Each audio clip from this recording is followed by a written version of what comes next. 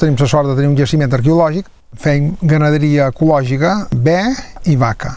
Som autosuficients, ho traiem tot de dins la finca. Els preus estan tirats en terra. La globalització ha tingut aquest hàndicap. Nosaltres quan vam començar valia més que un bec ara, fa 20 anys.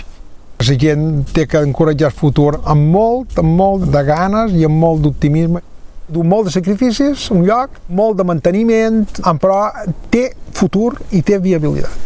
Sense apoyo familiar això tampoc no funcionaria, no? La feina aquí no s'acaba mai. La gran avantatge que té és la llibertat teva de fer com i quan i de la manera que tu vulguis.